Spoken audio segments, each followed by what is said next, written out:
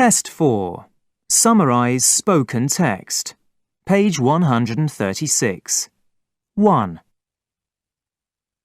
People these days increasingly complain of suffering from allergies, to pollen, to cats, to dust, to certain foods like peanuts or shellfish, for example. But what exactly are allergies and why do we develop them? Well, an allergy is the body reacting to something that is trying to harm it. Sometimes the reaction is mild, sneezing or a rash perhaps, but in extreme cases it can be life-threatening. In an allergic reaction, the body is stimulated to produce histamines, which help to get rid of what is harmful.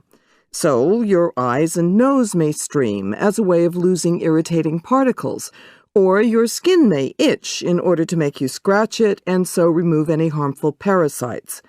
In some societies these days, allergic reactions occur without the person being in a harmful situation. However, in situations where, say, hygiene is less developed, then the body's immune system spends its early years fighting off genuine problems, and so does not tend to overreact to harmless irritants at a later stage.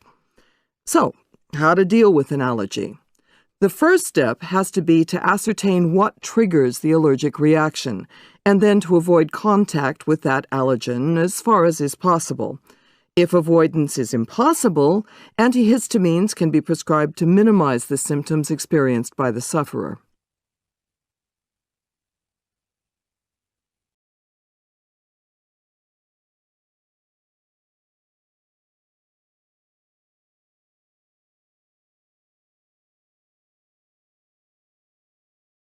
Two. Travelling in the mind's eye, through reading and more recently through electronic media, is a European habit of long standing. Ever since the age of discoveries in the Renaissance, Europeans have been interested in reports of life in faraway places. Of all the places in which Europeans were interested, America has received more attention than others, for a variety of reasons, the most important of which is that many Europeans themselves emigrated there. The report about America from the person who has been there is a literary genre that Europeans have devoured. As Europeans watched the United States grow from a British colony to one of the dominant nations of the world, a pattern of conversation developed among them about the meaning of this emerging colossus of the New World. There emerged a question, aptly stated by Richard Rose: is America inevitable or inimitable? The question is easier to ask than to answer, and both sides of the question are amply represented in American and European writing about America. The one stresses the uniqueness of America, that no nation or people can be compared with the experience of Americans. The other stresses that America is the forerunner of what European, even world society will be tomorrow.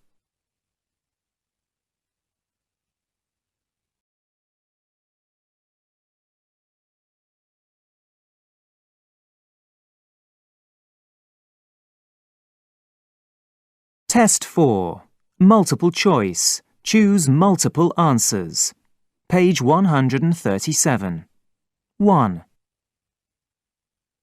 So today I'm going to talk about the key things you need to remember when you go out into the world as translators. The first thing is to be choosy about what commissions you accept. It's not advisable to agree to do every job you're offered, even if you're in need of work. You should refuse to do something if you don't know anything about the topic, as it would be impossible for you to produce a good piece of writing. And it could be serious. A mistranslation that's going to be used for medical or legal purposes could have disastrous consequences. Having decided you can reasonably take on a commission, if you have the slightest doubt about what something means, then consult a dictionary or someone whose mother tongue is the language you're translating from. It's much better to devote a bit of time and effort to checking something than to risk making a potentially serious error.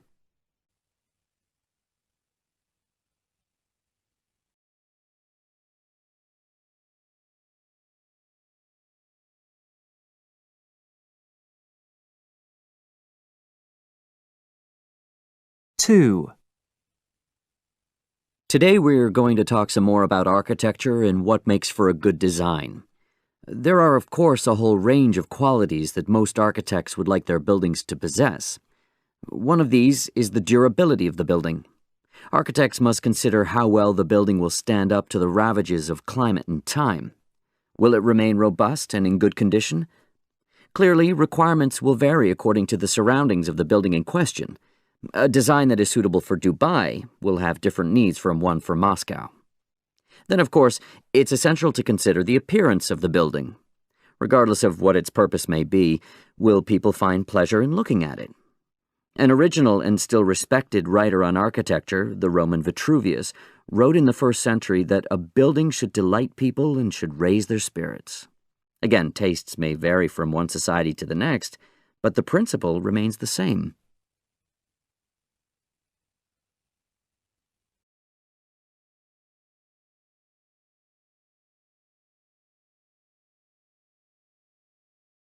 Test 4. Fill in the blanks. Page 138. 1. I'd recommend that you all try to get hold of English in the Southern Hemisphere by Nolan and Watts, as this provides an excellent overview of the topics that we're going to be covering in this module. It's really our primary text. It has particularly strong sections on the history of English in Australia and New Zealand, examining in some depth how the language has developed in these countries.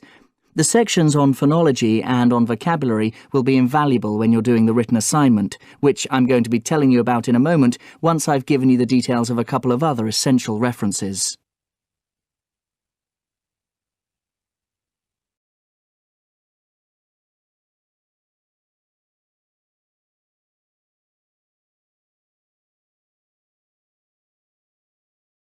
Two. This week, we're going to be continuing our discussion of women in society.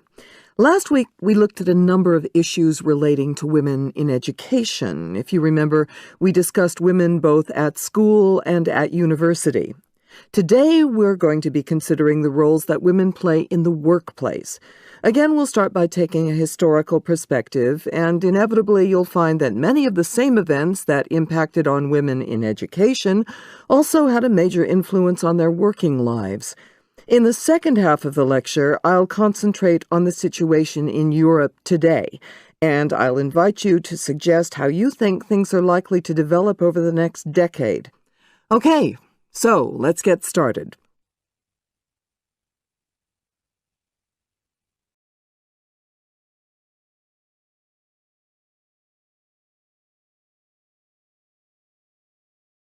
Test 4. Highlight correct summary. Page 139. 1. I'd like you to think for a moment about your hands and all the things you can do with them. You can use them to write or to drive. You can thread a needle, play the drums, build a wall, and so on and so forth. They can be careful and precise. Think of someone doing eye surgery, for example. But they can also generate huge forces. And here you might think of the sports person throwing a discus or lifting a heavy weight. How is it possible for our hands to be so incredibly flexible?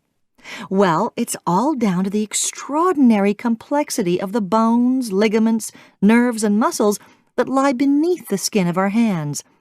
There are, for example, 9 muscles alone controlling just one thumb. Some of these are anchored to bones within the hand, while others link to the arm.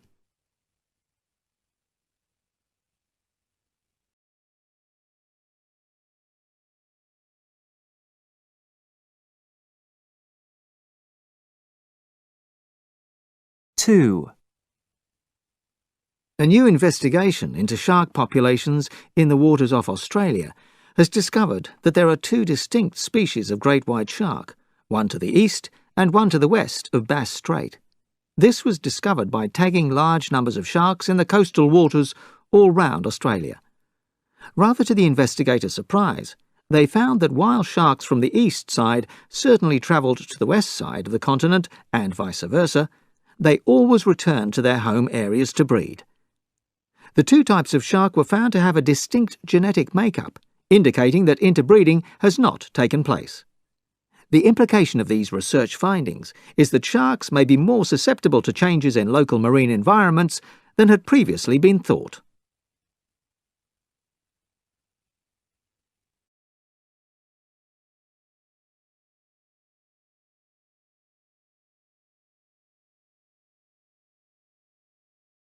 Test 4. Multiple choice. Choose single answer.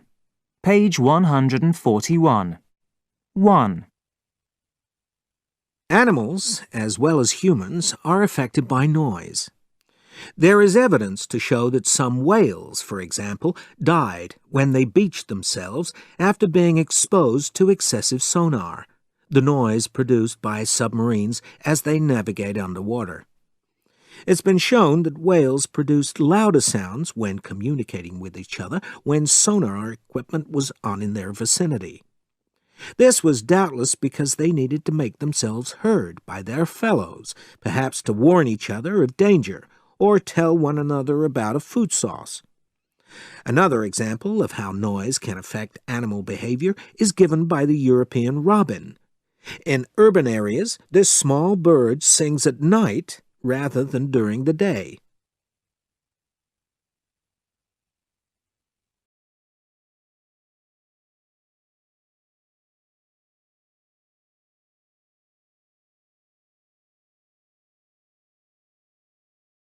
Two. So next Wednesday you're all going to be doing your presentations. We'll have to be very strict about timing. 15 minutes each, not a minute more. It might make sense to do a practice run-through at home, but that's up to you. I'm going to ask you to put an abstract of your presentation on our course website, but I'd like you to do that after you've given your talk. Come with your slides on a memory stick. That's the most straightforward way of dealing with things, I think. Oh, and don't forget to bring handouts for everyone. There won't be time to do photocopying that morning. So, any questions?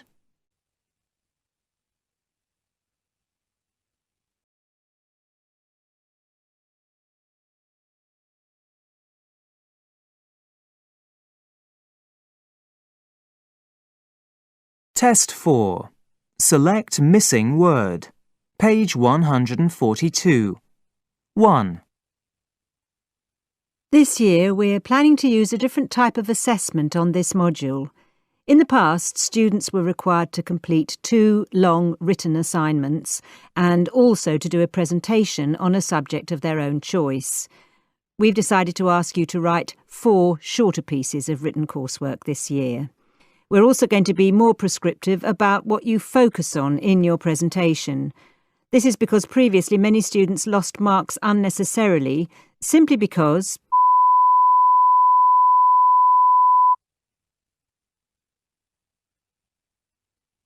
2. In 19th century Britain, and indeed in the first half of the 20th century, many of the urban poor lived in extremely cramped conditions. Overcrowding, damp and poor sanitation affected the daily lives of the majority of the population, with serious implications for their own and their children's health. Novelists have a major role to play in reflecting their times to their readers who may otherwise ignore social problems, and the portrayal of the wretched living conditions of the impoverished by such writers as Charles Dickens in the 19th century and George Orwell in the 20th century was instrumental in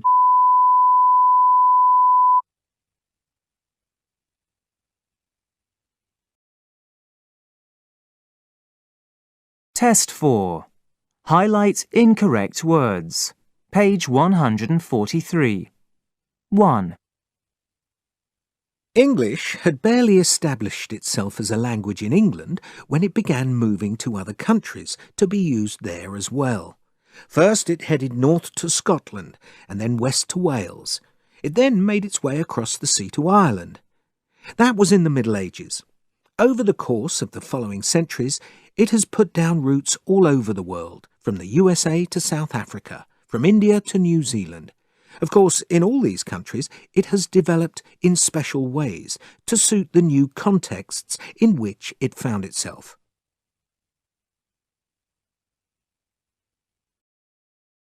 2. Researchers at the University of California claim to have discovered that people who eat chocolate regularly tend to be lighter than those who rarely eat it. The findings may seem surprising in that chocolate has a great many calories, and in general, the more calories people consume, the more likely they are to put on weight. The recent studies emphasize that it is more the regularity with which people eat chocolate that is significant, rather than the amount they consume. Whether they eat a little or a lot seems to make no difference, whereas eating it frequently appears to reduce weight more than only having it occasionally.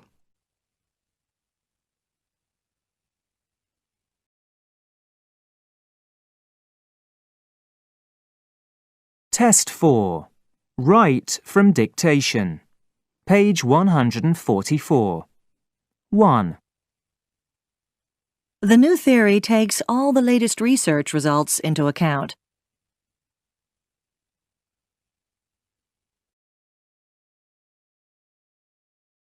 2. The period was a golden age of English literature.